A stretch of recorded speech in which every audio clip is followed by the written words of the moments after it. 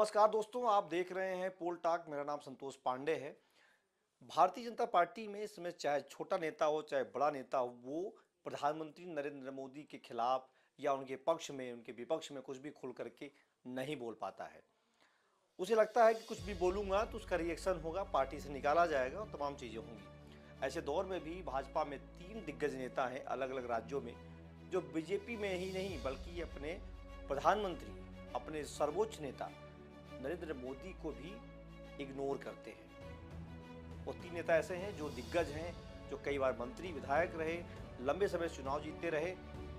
रोचक बात यह है कि तीनों मुख्यमंत्री बनना चाहते हैं, इसलिए वो तीनों रह रह करके अपनी बातों को लेकर के आते रहते हैं। तीनों की उम्र एक जैसी ही है, तीनों अपने राज्य के पॉपुलर नेता हैं, कई बार वो सरकार में शामिल रहे। हम बात कर रहे हैं राजस्थान की किरोड़ीलाल मीणा की, हरियाणा के अनिल विज की और झारखंड के सरयू राय की। ये 3 ऐसे नेता हैं जो चर्चाओं में रहते हैं। सबसे पहले चलेंगे अनिल विज के पास। अनिल विज हरियाणा से आते हैं, अंबाला कैंट से विधायक हैं, कई बार के विधायक हैं। वो खुद पिछले चुनाव में, इस बार जो चुनाव हो रहा था, उन्होंने कहा था कि मैं मुख्यमंत्री बनना चाहूँगा। सरकार आती है और मुख्यमंत्री नहीं बनाए जाते हैं।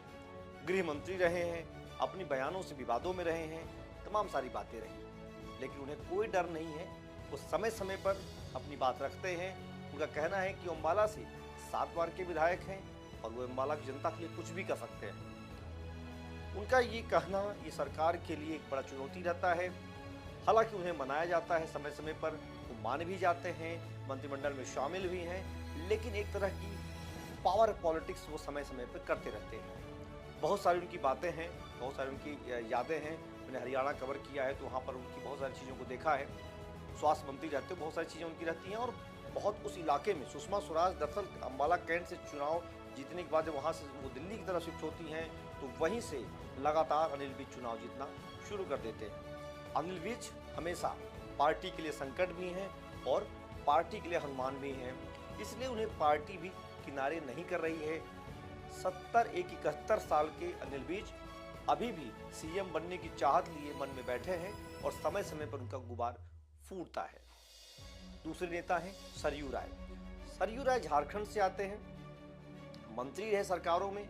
रघुबर दास से उनकी नहीं बनी, उन्होंने खुली चुनौती दी और चुनाव लड़ा और रघुबर दास चुनाव हार गए। अक्सर जमशेदपुर पश्चिम से रघुबर दास चुनाव नहीं लड़ते थे, जमशेदपुर पश्चिम से सरयू राय चुनाव लड़ते थे। जमशेदपुर पूर्व से रघुबर दास कई बार के विधायक रहे, वहीं से सीएम बने, लेकिन पिछली बार निर्दलीय चुनाव लड़ा सरयू राय ने और जमशेदपुर पूर्व से उन्होंने सिटिंग सीएम को चुनाव हरा दिया। सरयू राय सीएम बनना चाहते थे, कई सारे घोटालों को उन्होंने पर्दाफाश किया था, एक बड़े चेहरा थे, उनकी इच्छा थी कि उन्हें भी सीएम बनाया जाए, लेकिन पार्टी ने उन्हें इग्नोर किया और वो निर्दलीय चुनाव लड़ करके रघुवर दास को बड़े वोटों के अंतर से हरा दिया।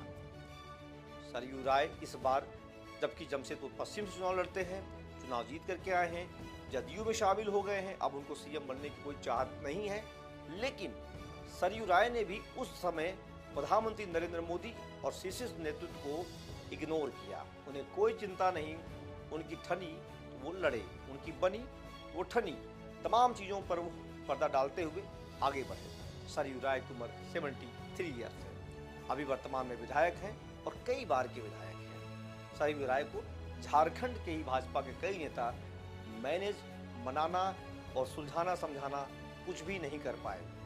अपने राय में रहे, अपने सिस्टम में रहे और चुनाव लड़ते रहे, चुनाव जीतते रहे।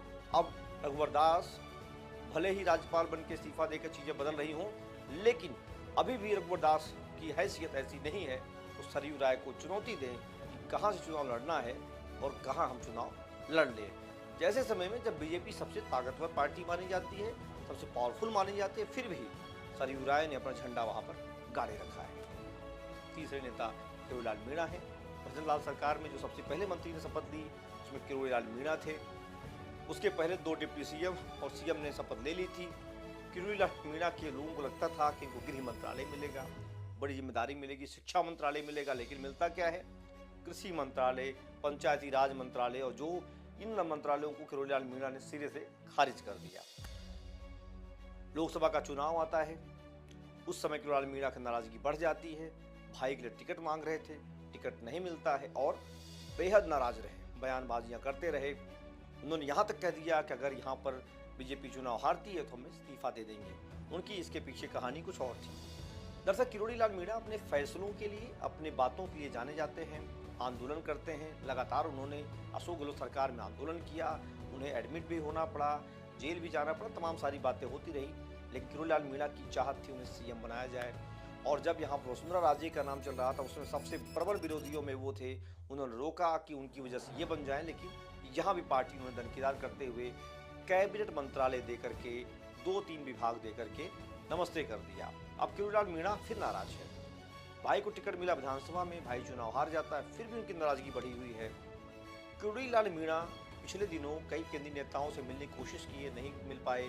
राज्य में भी नेताओं से मिले, लेकिन अभी भी किरोड़ीलाल मीणा खुल करके नहीं बोल पा रहे हैं। लेकिन उनका दबाव है, विधानसभा का सत्र चल रहा है, वहाँ पर दिखाई नहीं दे रहे, छुट्टी लेकर के गायब हो गए हैं। वहाँ पर छुट्टी ले ली है, लेकिन उनकी भी चाहत है कि उन्हें सीएम बनाया जाए, नहीं तो वो विरोध और बगावत जो है धीरे धीरे होती रहेगी। तो ये वो 3 बड़े नेता हैं। किरोड़ीलाल मीणा की उम्र 73 साल है, सरयू राय की 73 साल है, अनिल विज की 71 साल है। तीनों दिग्गज नेता हैं, कई बार के विधायक हैं, सांसद हैं, मंत्री हैं। पार्टी में इनकी बड़ा कद है, लेकिन फिर भी इन्हें पार्टी ने इग्नोर किया। इन्होंने भी रह करके समय समय पर पीड़ा देना शुरू कर दिया। तो यही कहा जा रहा है कि तीनों ऐसे नेता हैं जो प्रधानमंत्री नरेंद्र मोदी की भी बातों का इनको कोई डर, फिक्र, चिंता नहीं है। कैसी लगी रिपोर्ट जरूर बताइएगा। देखते रहिए बोल टॉक। धन्यवाद।